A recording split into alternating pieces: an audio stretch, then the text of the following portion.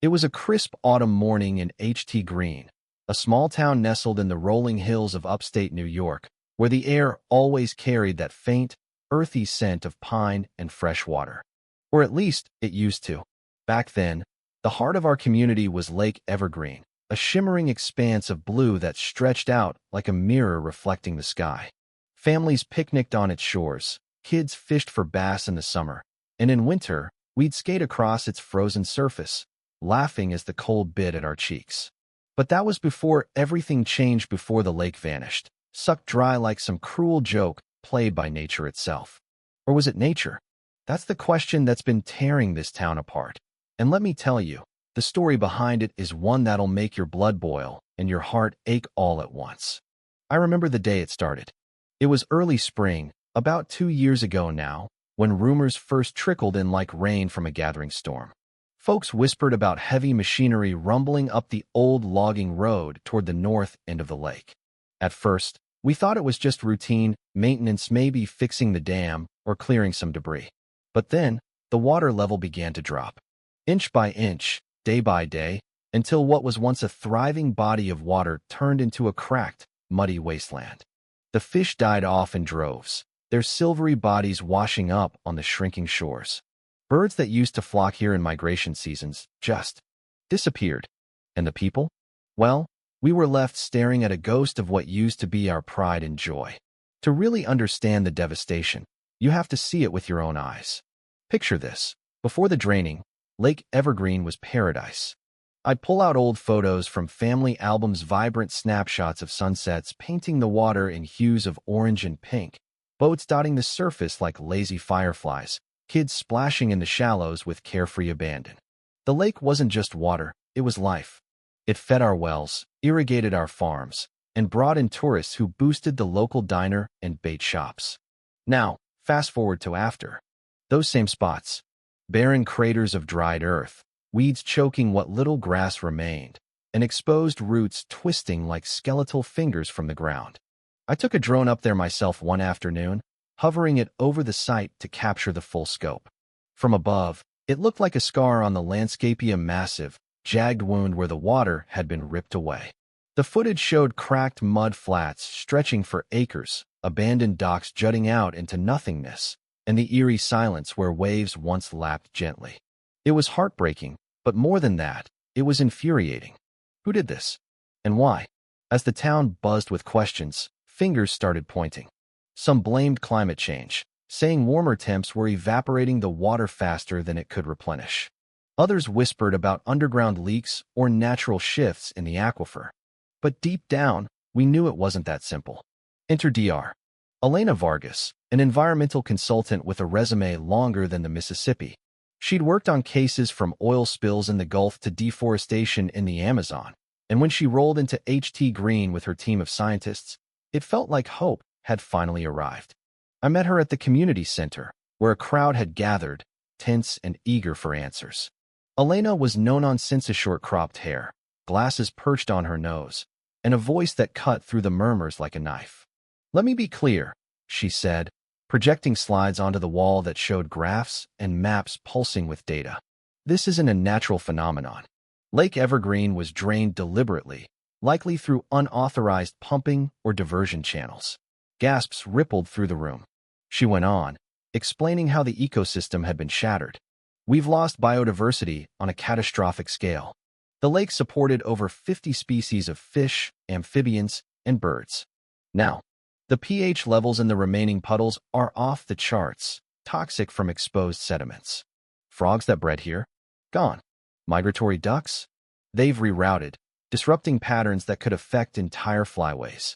She clicked to a chart showing plummeting oxygen levels and rising pollutants, mercury and lead leaching from the old mining sites nearby, now uncovered without the water's buffer. But Elena didn't stop at facts. She painted a picture of the long-term nightmare. This isn't just about today. Soil erosion will accelerate, leading to landslides. Your groundwater? Contaminated. And the carbon sink the lake absorbs CO2 like a sponge is gone, contributing to broader climate woes. We're talking irreversible damage unless we act fast. Her words hung heavy, sparking debates right there in the hall. Was it the new fracking operation up north? or the real estate developers eyeing the land for luxury condos. Elena hinted at corporate greed, citing similar cases where companies diverted water for profit, leaving communities high and dry. Restoration is possible, she added, but it requires holding the culprits accountable, filling the basin, replanting natives, monitoring for years. And that costs money, folks. Big money. The room erupted. Old-timers like Mr. Harlan, who'd lived by the lake his whole life, stood up red-faced. I've seen empires rise and fall, but this is theft. Others nodded, but a few skeptics crossed their arms. Town council members with ties to big business, muttering about progress and jobs. The tension was palpable, like a storm about to break. Elena's expertise wasn't just informative. It was a call to arms, forcing us to confront the ugly truth that someone had prioritized profit over our paradise. Of course, numbers and charts only go so far. What really hits home are the stories from the people who've lost everything. Take Sarah Jenkins, a single mom who bought her lakeside cottage 5 years ago, dreaming of raising her kids in tranquility. It was my slice of heaven, she told me over coffee at the diner, her eyes welling up. We'd kayak every weekend, watch the stars reflect on the water. Now, the view's a mud pit. My property values tanked. Appraisers say it's down 40%. I can't sell, can't refinance. And the kids? They're depressed, cooped up inside because the bugs from the drying muck are unbearable. Sarah's voice cracked as she described the nights she lay awake, listening to the silence where frogs once croaked a lullaby. Then there's Old Man Thompson, the fisherman who'd supplied the town market for decades. Fishing wasn't just a hobby, it was my livelihood, he grumbled, leaning on his cane by what used to be his dock. Caught trophy bass that drew anglers from miles away. Now, the market's half empty, and I'm scraping by on Social Security. Quality of life? Shot to hell. No more community barbecues by the shore, no more teaching grandkids to cast a line. It's like they stole our soul. His testimonial wasn't just words, it was raw emotion, echoed by dozens more. Like the young couple, the Millers, who'd moved here for the peace after city burnout. We invested everything, Emily Miller said, her husband nodding solemnly. The lake was our therapy, hiking trails, birdwatching. Without it, the air feels heavier, dustier. Our home's worth plummeted, and we're fighting allergies from the pollen storms kicking up off the dry bed. Is this what progress looks like? Ruining lives for a quick buck? These stories spread like wildfire, fueling town hall meetings that turned into shouting matches. Accusations flew. The mayor was in bed with developers. The water company had siphoned off for urban sprawl miles away. Whispers of cover-ups emerged, documents buried, permits forged. One night, a group of us gathered secretly at the old boathouse, poring over Elena's reports and those drone videos. Look at this, someone said, zooming in on footage showing fresh tire tracks leading to hidden pipes. This wasn't accidental. The air thickened with suspicion, hearts pounding as we pieced together a puzzle that pointed straight to the heart of power in Ht. Green. The real bombshell dropped a week later, when a whistleblower stepped forward. His name was Jake Harlan. Mr. Harlan's nephew, a young engineer who'd worked for the fracking company, Apex Energy. Jake had been quiet at first, but the guilt ate at him like acid. I couldn't sleep, he confessed in a hushed voice at a late-night meeting in my garage. They ordered us to pump the water underground to fracture the shale. Said it was efficient, that the lake was just collateral. But I saw the plans. They diverted millions of gallons straight into their operations, without a single permit. His hands shook as he handed over flash drives filled with emails, blueprints, and internal memos. The CEO knew. The board knew. Even some local officials got kickbacks to look the other way. Word got out fast, and Ht. Green exploded into chaos. Protests formed outside the town hall, signs waving with slogans like "Restore our lake" and "Corporate thieves out." But Apex fought back dirty. They hired lawyers who flooded the courts with injunctions, claiming the draining was necessary for energy independence. Media crews descended, turning our quiet streets into a circus. National outlets picked it upon side, calling it an environmental disaster, the other spinning it as economic progress. Jobs over frogs, one commentator sneered on TV, igniting fury among residents. Sarah Jenkins organized a rally, her voice booming through a megaphone. This isn't about jobs. It's about greed destroying our homes.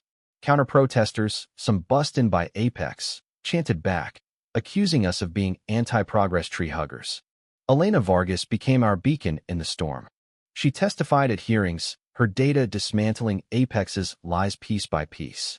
Their operations have contaminated aquifers for miles, she declared, showing maps of toxin spreads that made jaws drop. Mercury levels in well water? Triple the safe limit. Kids are getting sick rashes, stomach issues. And the ecological chain? Broken. Predators like hawks are starving without fish, leading to rodent explosions that threaten crops. Her words fueled lawsuits, but Apex countered with their own expert spade shills who claimed the lake was dying anyway from drought.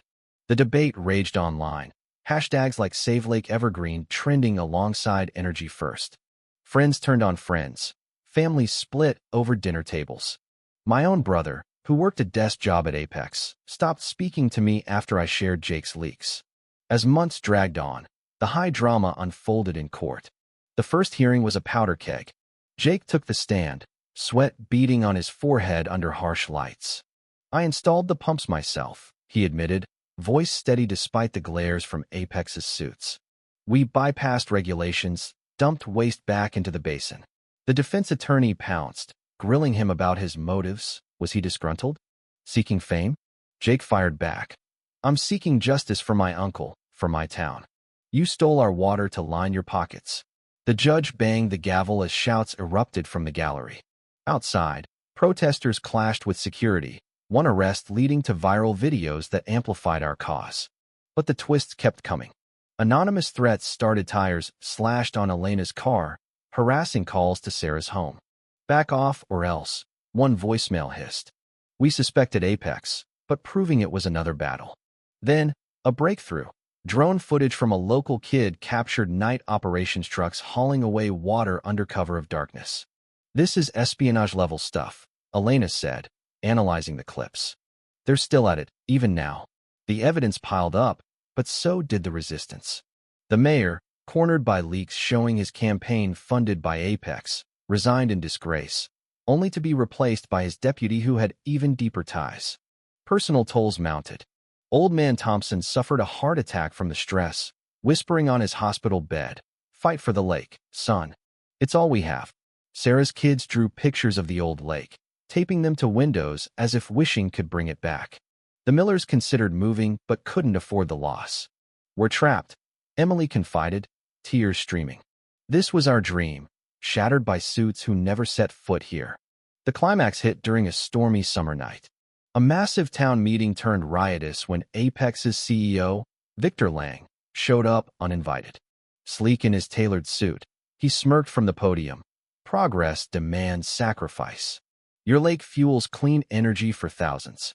Boos drowned him out. But then Jake stood, holding up a memo. "Clean? This shows you're selling the water to bottling plants for profit." Chaos ensued, fists flew. Police intervened. Lang slipped away amid the melee, but the damage was done. National headlines screamed corporate cover-up exposed, and investigations launched from state levels. Yet victory felt elusive. Restoration talks began, but costs soared into millions. Elena proposed a plan: refill via redirected rivers, plant buffer zones, monitor wildlife return. It could take a decade, she warned, but it's doable if we sue Apex for damages. The town divided further. Some wanted full payback, others settled for quick cash. Debates grew heated. Was fracking evil or necessary?